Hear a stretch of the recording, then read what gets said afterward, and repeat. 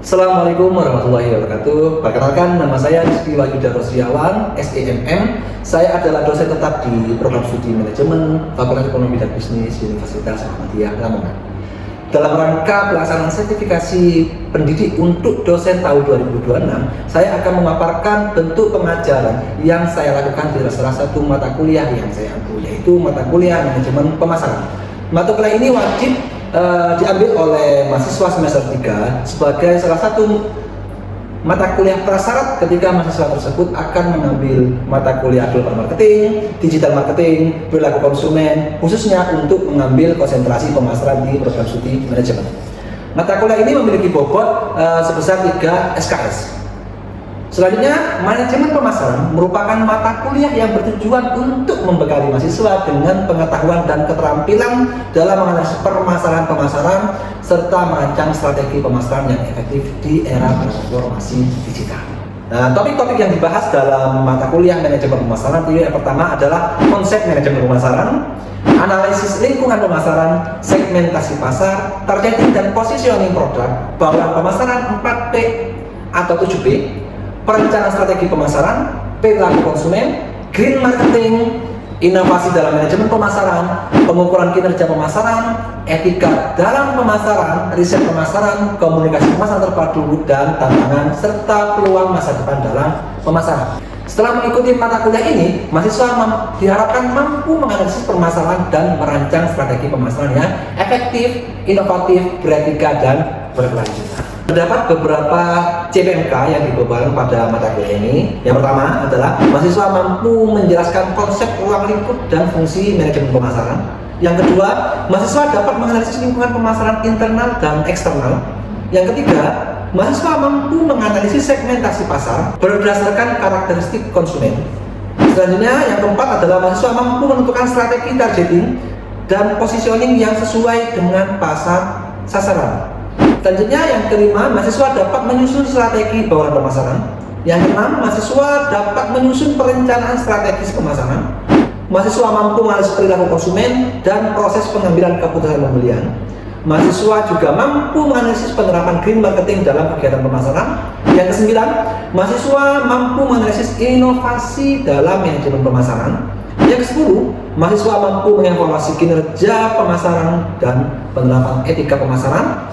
Yang ke-11 yaitu mahasiswa dapat menyusun rancangan riset pemasaran. Yang ke-12, mahasiswa dapat merancang strategi komunikasi pemasaran terpadu atau Integrated Marketing Communication atau IMC. Dan yang terakhir adalah mahasiswa mampu menganalisis tantangan dan peluang pemasaran di masa depan serta merumuskan strategi yang adaptif di era transformasi digital. Setiap melaksanakan proses pengajaran, saya menggunakan kerangka pembelajaran DIA, Delivery, Interaction, dan Assessment.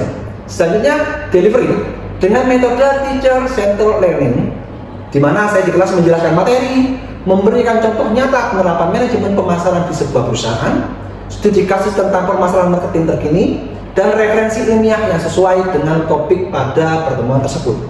Selanjutnya, interaction ya, dengan metode student centered learning melalui project based learning, case based method, yaitu di mana saya memfasilitasi diskusi, presentasi, proyek, dan studi kasus. Selanjutnya, terakhir ada assessment dengan metode authentic assessment, memberikan penilaian, umpan balik, dan evaluasi pencapaian pembelajaran serta pelaksanaan UTS UAS melalui e-learning UMLA, yaitu e-learningumla.ac.id. Evaluasi pembelajaran pada mata kuliah manajemen pemasaran terdapat 4 komponen, yaitu yang pertama, keaktifan di kelas sebesar 20%, tugas 30%, UTS 25%, dan UAS 25%. Jadi berikut adalah contoh pembelajaran di kelas yang saya lakukan pada mata kuliah manajemen pemasaran. Selamat menyaksikan. Bismillahirrahmanirrahim. Assalamualaikum warahmatullahi wabarakatuh. Waalaikumsalam warahmatullahi wabarakatuh. Bagaimana kabarnya kalian semua? Alhamdulillah. Oke ya. Jadi untuk mata kuliah pada pertemuan keempat kali ini, yaitu kita akan bahas tentang bauran pemasaran atau yang kita sebut dengan marketing mix. Ya. Jadi, tapi sebelum masuk ke materinya, Bapak ingin sedikit mereview tentang materi kuliah ataupun topik di pertemuan sebelumnya. Ya. Jadi sebelum masuk ke pola pemasaran ini, di pertemuan sebelumnya kan kita sudah belajar tentang segmentasi pasar, target pasar, dan positioning ya. Jadi mungkin sedikit mereview materi sebelumnya, mungkin ada yang bisa menjawab apa itu segmentasi pasar? Mbak Zita, monggo silakan.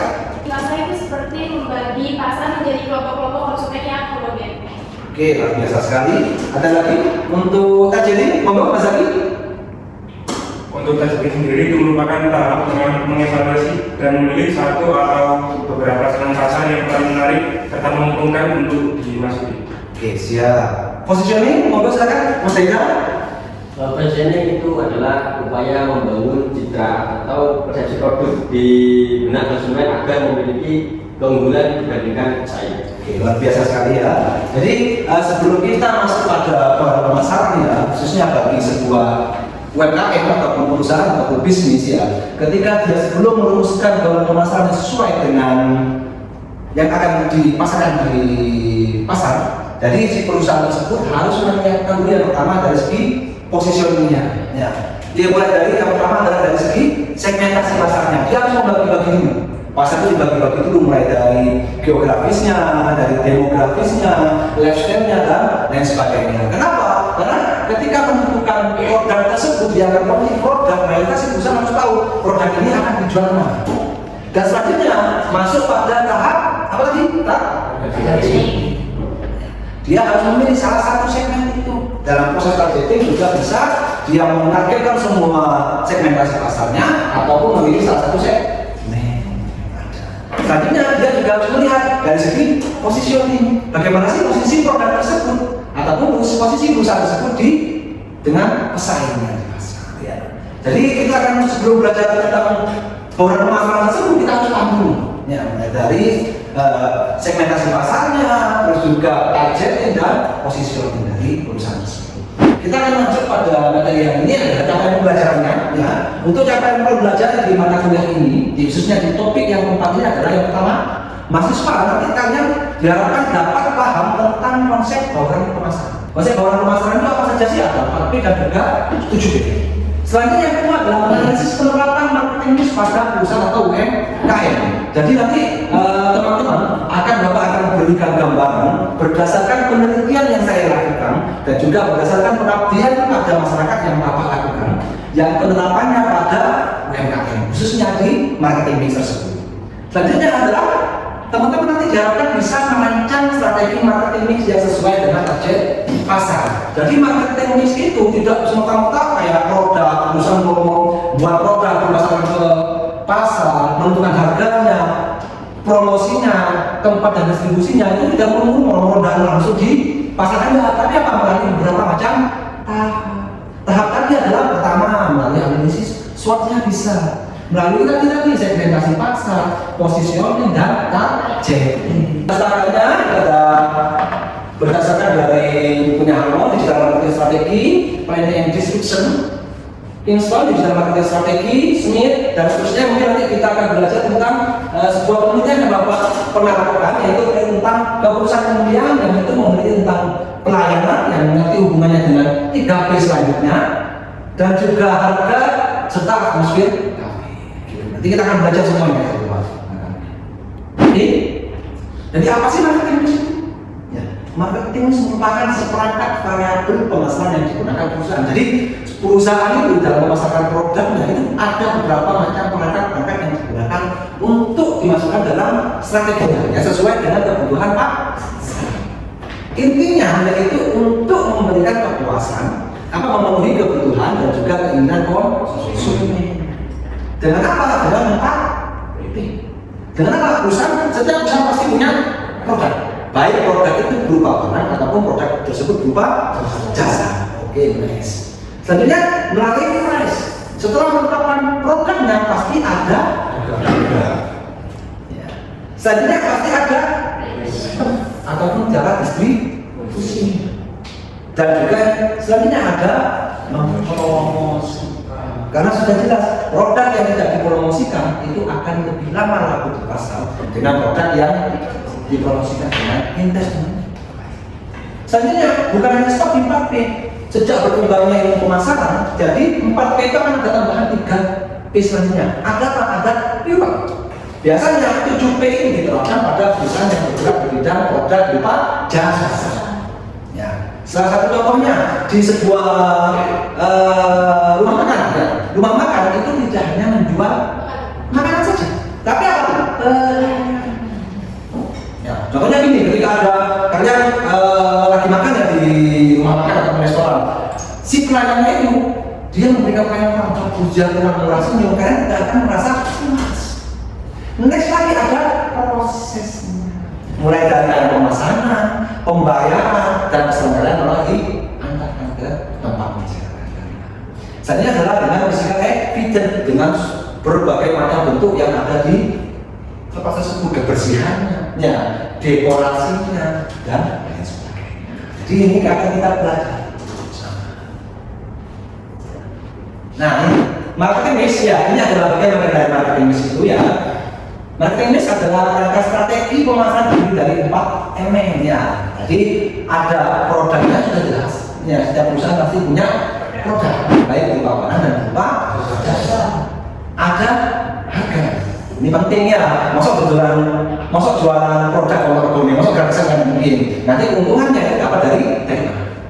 Nextnya ada ataupun distribusi. Bagaimana sih cara perusahaan tersebut itu menyalurkan produknya pada konsumen. Ya. Selanjutnya yaitu promosi. Bagaimana sebuah perusahaan tersebut bisa mempromosikan produk. Ini elemen 4P ya. Jadi bagian-bagian dari 4P itu apa saja sih Pak ya? Biar tidak hanya produk, terus juga price, place, promotion ya. Jadi ada beberapa macam aspek-aspek pentingnya. Dalam produk itu pasti ada yang namanya kualitas, benar nggak? Ya. Selanjutnya pasti ada fiturnya. Selanjutnya ada desain, ada bentuknya, modelnya seperti apa. Ada mereknya, ada kemasan. Salah satu contohnya seperti ini teman-teman. Ya, ini adalah HP. Ya, HP ini ada kualitasnya. Kualitasnya bagaimana? Ini HP lumayan bagus Pak. Kualitasnya lumayan bagus. Selanjutnya ada fitur, ada bagian-bagian. Ya, pasti ada desainnya. Karena ini mohon maaf ini ada dekorasinya ada juga casingnya ya. Jadi ini kan beda ya. Jadi untuk bentuknya ada desainnya dan ada mereknya ini tadi apa Pak? Harga ya murah ya. Tapi soalnya isinya mahal. Ya, dan selanjutnya ada kemasannya seperti apa? Ada dos dan itu yang harus dipertimbangkan bagi perusahaan. Ya. Seperti kalian, ya maaf ya, seperti teman-teman. Ketika membeli sebuah produk, apa sih yang kalian pertimbangkan pertama kali? Dari segi produk, kualitas. Selanjutnya harga. Nanti kita masuk pada selanjutnya. Ya, hanya ada merek. Ya. Salah satu contohnya, ketika lihat apel, ya maaf ya, apel yang bekas gigit, apa yang rekomendasinya? Produk yang mahal, berkualitas, fiturnya canggih, ya, kameranya bagus, ya, dan seterusnya. Jadi itu adalah dari segi produknya. Selanjutnya ada price atau di harga itu si perusahaan juga harus bisa mengembangkan yang namanya strategi seperti apa? Ada premium pricing, harga yang premium. Ya, kayak premium. Seperti contohnya ketika smartphone ya, HP ya, sekarang. Kalau iPhone itu HP yang premium. Selanjutnya adalah penetrasinya seperti apa? Diskonnya. Nah, ini biasanya digoreng mahasiswa ya. Ketika ada diskon, oh semangat. Apalagi sekarang ketika teman-teman mau belanja. Sekarang kan momennya 07. Biasanya sekarang itu banyak sekali diskon di marketplace. Ya, potongan harga, diskon dan lain sebagainya. Jadi itu adalah salah satu strategi. Nextnya kita ke place, tempat atau distribusinya. Sekarang, maaf ya, sekarang saluran distribusi itu bisa melalui toko fisik. Secara langsung, salah satu contohnya apa? Toko sembako Madura. Ya, itu tuh ya, toko sembako Madura. Dan dia itu menyediakan toko fisik. Ya, selanjutnya ada marketplace online-nya, Shopee, Tokopedia, Lazada dan lain sebagainya. Nextnya langsung melalui website dan reseller. Ini adalah strategi yang bisa dimanfaatkan oleh kamu. Selanjutnya ada promosi. Di promosi itu ada iklan media sosial, influencer, public relation dan sales promotion. Jadi ini adalah beberapa macam elemen 4P yang bisa dikembangkan oleh perusahaan untuk dijadikan sebagai strategi pemasaran yang baik. Penerapan ketika ini diterapkan dengan baik oleh perusahaan atau UMKM, maka hal tersebut bisa mendorong dari segi penjualan. Nextnya, nah ini adalah berdasarkan jurnal yang Bapak pernah lakukan, yang pernah Bapak lakukan bersama dengan mahasiswa yang waktu melakukan pendampingan di kegiatan implementasi 4P pada Arjuna Bakery Lamongan. Ya, waktu itu dari produknya, si Arjuna itu apa sih? Dari segi penerapan produknya yang pertama, dia itu menawarkan roti dengan berbagai varian rasa. Selanjutnya, dia itu juga dengan bahan yang berkualitas serta kemasan yang menarik. Ini adalah strategi yang diterapkan oleh Arjuna Bakery berdasarkan jurnal model masyarakat yang pernah Bapak lakukan dengan berkolaborasi dengan mahasiswa. Selanjutnya, price-nya menetapkan harga yang terjangkau sesuai daya beli masyarakat dan memberikan paket promo. Ada promo-promo yang diterapkan. Ya, ada beli paket, mungkin paket harganya itu bisa diterapkan. Price yang menjual produknya tersebut, si Arjuna Bakery itu dia menerapkan 4P itu khususnya pada price dia menjual di toko offline dan toko online melalui Shopee, Tokopedia, dan lain sebagainya. Promosinya dia memanfaatkan Instagram, ada Instagramnya, ya, ada juga Facebooknya, WhatsAppnya, WhatsApp bisnisnya, dan TikTok. Sekarang kan strategi yang bagus ya, ada yang tidak punya TikTok, punya semua. Ya, sampai ada yang TikTok juga di rumah. Ya, jadi itu sangat bermanfaat. Ya, bisa dimanfaatkan untuk melakukan promosi. Jadi ini adalah 4P dan bagaimana sih implementasi 4P tersebut pada sebuah UMKM. Nah ini kita akan masuk pada 7P. Ya tadi kan 4P sudah. Ya 4P tadi apa saja? Berita, produk, price, place, promosi. Ya. Selanjutnya kita akan sejak berkembangnya zaman, ya berkembangnya ilmu pengetahuan khususnya di bidang marketing, ya ilmu marketing itu berkembang bukan hanya sekedar 4P, tetapi 7P tambahannya apa lagi Pak? Yang pertama adalah people, ya berkaitan dengan seluruh sumber daya manusia yang terlibat dalam proses pelayanan pada pelanggan. Jadi di people ini untuk 7P, 3P selanjutnya adalah biasanya diterapkan oleh perusahaan-perusahaan yang produknya berupa jasa. Lupa umrah ini masuk bagaimana? Ya, umrah itu adalah salah satu bentuk bidang bisnis khususnya pada bidang pendidikan, jasa pendidikan. Kalau dosen ini ada tenaga pendidikannya, produknya dalam bentuk ya. Jadi umrah itu ada seperti itu. Ya, jadi semua yang berkaitan dengan sumber daya pasti harus dilakukan pelatihan, ya, sertifikasi dan lain sebagainya. Kenapa? Karena semakin berkualitas maka untuk mendukung proses pelayanan pada pelanggan kita akan semakin baik. Nextnya ada proses, ya, merupakan prosedur dan mekanisme penyampaian pelayanan sehingga pelanggan memperoleh pengalaman yang efektif dan efisien. Contohnya kalian ketika lihat di rumah, ya, kalian melihat di rumah itu mayoritas ada prosedurnya, mulai dari RS-an, bayar SPP, RS-an, pelayanan-pelayanan dan lain sebagainya. Itu juga untuk mempermudah. Selanjutnya adalah fisika evidence. Bukti fisik dapat meningkatkan kepercayaan pelanggan. Contohnya di umrah ada full, ya, ada gedung lantai 10, ada gedung lapangan dan taman dan lain sebagainya. Itu juga bagian dari fisika evidence. Ya. Jadi ketika tiga ini diterapkan dengan baik, mayoritas perusahaan pasti akan memenuhi keinginan dan juga kebutuhan konsumen.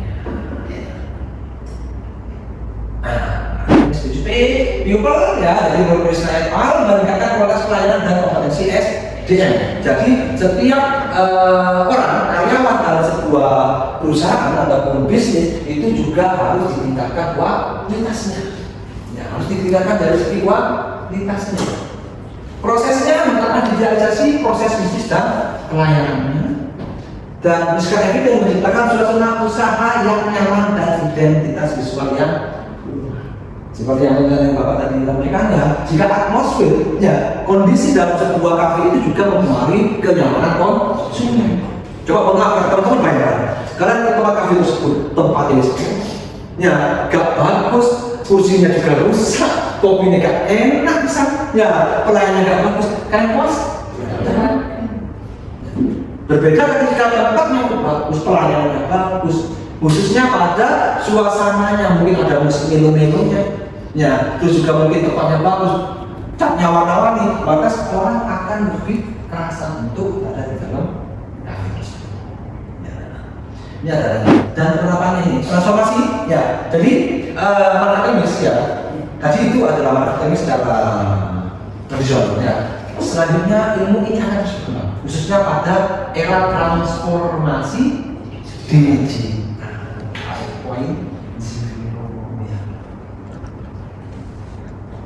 Ya, jadi dalam transformasi digital itu marketing juga akan terus ya. Perkembangan teknologi informasi dan komunikasi telah mengubah cara perusahaan memasarkan produk dan membangun hubungan dengan ya. Jadi yang dulunya itu hubungannya tatap muka sekarang sudah tanpa tatap. Ini transformasi ya. Jadi kalau dulu produk itu cukup di barang atau jasa. Sekarang sudah ada personalisasi, inovasi dan pengalaman pelanggan. Lalu apa? Price-nya, harga tetap. Kalau dulu harganya ya semua ya. Harganya segitu aja. Kalau sekarang ada dynamic pricing, voucher, cashback. Apalagi sekarang di momen 0707 ya teman-teman. Angka cantik biasanya itu kalau Shopee itu akan mengadakan yang namanya promo, voucher, ya, mulai dari harga ongkir, terus juga potongan harga, bonus-bonus dan lain sebagainya. Place-nya, fisik dulu. Ketika kita mau beli sebuah produk ya, kita harus jalan menuju ke toko. Ya, beli baju kalau lebaran itu yang namanya supermarket itu pasti akan full. Ya, berbeda sekarang. Ya, mau lebaran sekarang sudah orang-orang kata-kata sebelum berapa hari sebelumnya dia akan beli di tapi tidak hanya itu saja, sekarang berusaha juga bukan hanya dari segi toko digital saja, tapi dia biasanya juga ada toko dalam bentuk fisik. Promosinya dulu biasanya yang promosi itu melalui iklan di media cetak perang, ya, baliho di jalan, ya, terus juga televisi. Sekarang ada yang namanya media sosial, ya. Ada sales influencer dan live shopping. Ini yang biasanya dibidang-bidangkan para pembeli di TikTok. Biasanya ketika live itu akan dapat ongkir, terus juga potongan-potongan, bonus-bonus dan lain sebagainya. Videonya dulu itu cukup sales dan sama service. Biasanya kalau di bank itu dilayani di depannya, gitu ya. Terus juga ada yang lain dan sebagainya. Kalau sekarang sudah pakai digital marketing, konten kreator dan chatbot. Ya, sekarang ada chatbot. Ya, sudah kalian sudah nyewa orang sudah ada. Otomatis dalam sistem tersebut. Prosesnya dulu manual, sekarang kita masuk ada digitalisasi, otomatis dan real time. Ya, live secara real time-nya. Ya. Hanya di dulu ada toko dan juga brosur, sekarang ada website, aplikasi, pengenalan pelanggan dan media sosial. Nah ini implementasinya, ya. Implementasi digital marketing 7P dan dukungan dari artikel ini ya. Jadi ini yang Bapak maksudnya tadi ya, dari beberapa macam penelitian dan juga jurnal yang pernah saya Bapak lakukan itu yang pertama dari segi produknya, ada personalisasi produk, katalog digital dan inovasi produk. Ini ya, diferensiasi produk mempengaruhi positif terhadap keputusan pilihan melalui peningkatan persepsi nilai dan kepercayaan. Jadi si personalisasi produk, jadi produk itu dalam bentuk digital itu bisa berpengaruh terhadap keputusan pembelian konsumen. Dengan pricing voucher dan digital ya, harga mulai signifikan terhadap keputusan pembelian, terutama pada konsumen yang sensitif terhadap harga. Ya. Marketplace, website dan ini digitalisasi dalam distribusi memperluas jangkauan pasar. Ya. Ada media sosial, digital marketing dan ini adalah beberapa bentuk implementasi digital marketing. Ya, 7P dan lingkungan artikel ini. Nah, jadi teman-teman nanti ya dalam melakukan penelitian ya kan, sekarang kan masih semester nomor 3 ya sesuai dengan mata kuliah ini ya. Jadi nanti ketika ke depannya kan harus pelajari lebih dalam lagi ya. Jadi ketika teman-teman berminat di bidang marketing, harus memperdalam ilmu ini supaya apa? Kalian punya cabang-cabang. punya spesifikasi dari ilmu ya, sebelum kita masuk pada terakhir, ada yang mau ditanyakan? Ya, ada yang mau ditanyakan? Monggo silakan. Ada yang mau didiskusikan? Jika tidak ada, Bapak yang tanya. Ya, menurut kalian ya, maaf ya, Bapak akan sedikit bertanya ya. Mungkin ini sedikit mereview juga ya. Pengalaman kalian dalam membeli sebuah sabun. Ya, jadi, ya, berdasarkan 7 P tersebut, apa sih yang paling sampai pertimbangkan dalam membeli smartphone? Jadi 7 P tersebut apa yang membuat sampai pertimbangan untuk membeli smartphone tersebut? Yang pertama dari segi produknya Pak. Produknya. Kemudian dari produk yang dijualnya di merek. Ya, oke. Dari beberapa ulasan yang pernah memakai, kita mau mencari yang terbaik agar tidak terjadi salah beli lagi. Kemudian dari segi harga, kita mencocokkan dari budget kita sendiri untuk dapat membeli hewan tersebut. Terus tegang? Mungkin yang pertama dilihat itu budget dari kita sendiri mau beli sepatu itu berapa, terus dilihat kalau memang punya uang segini, cari merek yang memang dari ulasannya juga baik, terus kualitasnya juga dilihat. Kalau desain juga lihat desainnya gimana. Oke, biasa ya. Jadi itu adalah salah satu hal ya. Ini yang ketika ini diterapkan ya. Jadi konsumen itu tidak semua beli tentang produk, tidak semua beli tentang harga. Buktinya apa? Mobil Lamborghini harganya miliar, ya itu masih tak. Ya, betul ya. Mobil Lamborghini harganya miliar, itu masih. Ya, HP beberapa macam HP nasional seperti Alphard dan sebagainya, harganya murah kalau sama tidak ter. Ya, jadi memang semua orang tidak beli tentang. Tidak semua beli tentang produk, ada beberapa macam. Jadi ada 7 untuk salah satu indikator orang itu membeli sebuah produk. Ya, jadi itu ya. Nanti mungkin ini ada sedikit tugas yang akan kalian kerjakan dan akan kalian presentasikan di minggu depan. Ya, jadi nanti ini teman-teman harus di sini kalian akan melihat sebuah artikel ilmiah. Ya, artikel ilmiah yang kalian akan download dan akan kalian analisis ya, itu tentang penerapan marketing mix. Ya, dan di situ kalian akan mendeskripsikan, identifikasi bagaimana sih penerapan setiap elemen 7 P tersebut. Analisis sesuai penerapan marketing mix berdasarkan teori yang telah dipelajari, berikan rekomendasi strategi pemasaran untuk meningkatkan. Susun hasil analisis dalam bentuk laporan dan presentasi di kelasnya. Laporan analisis dan presentasi ya. Jadi untuk mata kuliah manajemen pemasarannya itu kita akan lebih fokus pada project experience ya, yang dimana kalian akan praktek dan juga terakhirnya kalian akan menghasilkan yang namanya setidaknya marketing plan ya. Bagaimana cara merencanakan marketing yang bagus dan juga yang terakhir nanti kita akan berdasarkan proyek-proyek yang sudah kita tetapkan. Jadi mungkin itu dulu ya untuk teman kita pada hari ini ya. Jika ada salah kata, Bapak mohon maaf ya. Mungkin jika ada hal yang lain semoga bisa menjadi ilmu yang bermanfaat untuk kita semua. Bisa saja mungkin Bapak akhiri untuk pertemuan kita pada hari ini dengan ucapan hamdan bersama-sama. Bila itu benar bila itu saya lihat pasal berkhairat. Assalamualaikum warahmatullahi wabarakatuh. Waalaikumsalam.